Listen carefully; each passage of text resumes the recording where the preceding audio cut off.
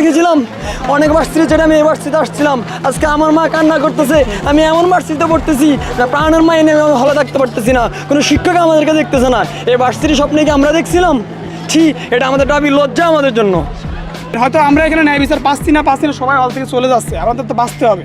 আমাদের বাবা মা তাকা আছে আমাদের দিকে, তা আমাদের সন্তানের কী হলো? তা আমরা তো বাঁচবো, আমরা তো মারা যাইতে এখানে কেউ আসি নাই। আমার বাপ প্রতিনিয়ত ফোন দিয়ে আমারে বলে, আমি টিউশনি করে চলি, আমার বাবা আমারে ফোন দিয়ে বলে বাবা আমার 500 টাকা পাঠা, আমার তখন চোখ দিয়ে কান্না পড়ে। প্রাণের ভয়ে হল ত্যাগ করছেন দাবির শিক্ষার্থীরা। তো বন্ধুরা চলুন আজকের ভিডিওতে আর বেশি কথা না বলে সরাসরি আজকে আমরা শিক্ষার্থীদের কাছে চলে যাব। আমি যদি চাকরি একটা না পাই, এর দায়ভার কে নিবে? সরকার নিবে? যারা এসিটি গাড়িতে ঘুরে বেড়ায় তারা নিবে? যারা এই প্রোটোকলে, যারা জ্যামের মধ্যে প্রোটোকলের রাস্তা দিয়ে ঘুরে বেড়ায় তারা নিবে? রাস্তায় নামতে বলেন, আমরা হেঁটে টিউশন যাই, এখান থেকে খিলগাঁও টিউশন হেঁটে বলতে গেছি, 10 টাকার জন্য আমরা একবার না খাই, তা আমাদের দায়ভার কে নিবে? সরকার নিবে। আমরা কি কোনো সরকার বিরোধী কাজ করতেছি? আমরা সরকারের বিপক্ষে না, আমরা ছাত্রলীগের বিপক্ষে না, আমরা আওয়ামী লীগের বিপক্ষে না, কিন্তু যেটা হচ্ছে এটা কখনো ভাই মেনে নেওয়ার মতো না। এটা অবশ্যই আমরা চাই আপনারা যেটা প্রচার করবেন অবশ্যই ডেফিনেটলি কোন যেটা যৌক্তিক, যেটা সত্য সেটা আপনারা প্রচার করবেন। এটা কি করলো আমাদের উপর? একটা পদের জন্য, সামান্য একটা চাকরির জন্য নিজের মনুষ্যত্ব বিলিয়ে দিচ্ছেন আপনারা। মরা লাগবে না ভাই? আপনি বিশ্বাসী হন অবিশ্বাসী হন, মরা লাগবে না? মৃত্যু সত্য, পরকাল সত্য ভাই। এই যে যারা সামান্য চাকরির জন্য এই যে সাধারণ শিক্ষার্থীর উপর গুলি চললো, আমার একটা ছুরি আসে মাটি দিলে আমার পায়ে লাগছে, আমার বাপ নাই। এই যে কোঠা যদি থাকে, আমার বাপ কৃষক, আমার বাপ দিন আনে দিন খায়, দিন আনে আমার বড় করতেছে ভাই। আমি কি যাই কৃষিকাজ করবো সেই উদ্দেশ্যে আমার ঢাকা ইউনিভার্সিটি পাঠাইছে, না পুলিশের গুলিতে মৃত্যুবরণ করার জন্য পাঠাইছে ভাই? আপনারা লিখেন, এটা কেন লিখেছে ধাওয়া পাল্টাতে? এখানে ধাওয়া পাল্টাতে কিছু দেখছেন আপনারা ছিলেন সকাল থেকে, সময় শুরু থেকে ছিলেন, আমরা শান্তিপূর্ণ আমাদের যে কর্মসূচি ছিল সেটা আমরা পালন করতেছিলাম, বাট তারা কি করলো ভাই? এটা কি প্রশাসনের কোনো কাজ? এটা প্রশাসনিক কোনো কাজ? শিক্ষা প্রতিষ্ঠান হুট করে কেন বন্ধ করে দিল? আমরা যদি ভুল কাজ করি, আমরা যদি সরকার বিরোধী কোনো কাজ করি, প্রশাসন দেখবে ছাত্রলীগ কেন আমাদের মারবে? এর জবাব দিতে হবে না ভাই?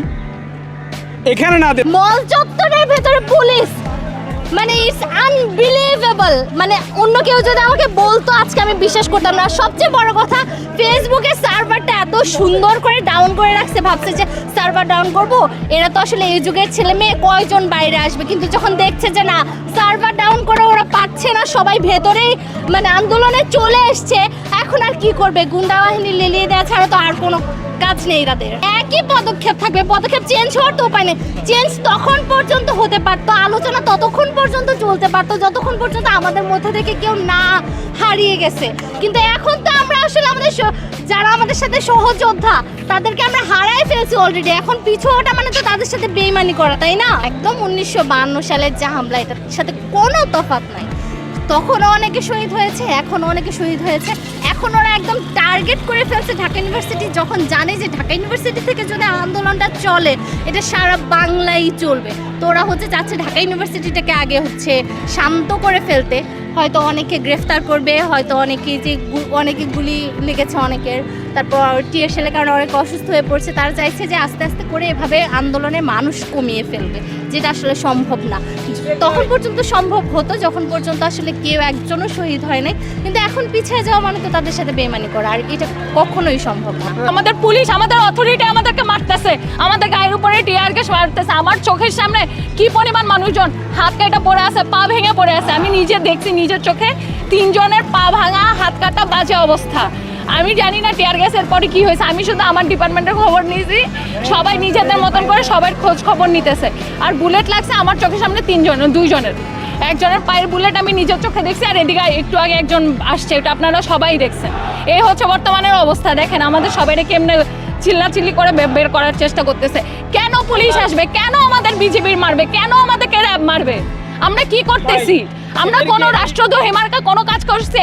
আমরা কারোর কাছে কোনো অ্যাটাক করছি? আমাদের ভিসি কি করছে সেটা আপনারা জানেন, নির্লজ্জ ভিসি কি করছে সেটা আপনারা জানেন। ভিসি চুপ মেরে, এই ভিসি আমাদেরকে, এই পুলিশ লাগিয়ে দিয়েছে আমাদের বিরুদ্ধে, ভিসি চুপ করে বসে আছে।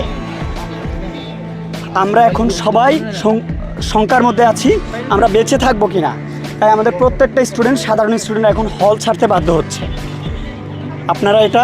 আপনারাই দেশের বিবেক, আপনারাই এটা তো বন্ধুরা, এতক্ষণ আপনারা শুনলেন শিক্ষার্থীদের কথা। শুনে আপনাদের কি মন্তব্য অবশ্যই কমেন্ট বক্সে কমেন্ট করতে ভুলবেন না। আর হ্যাঁ, এমন নিত্য নতুন আপডেট খবর সবার আগে পেতে এখনই আমাদের পিচ্চি সাকিব চ্যানেলটি সাবস্ক্রাইব করুন।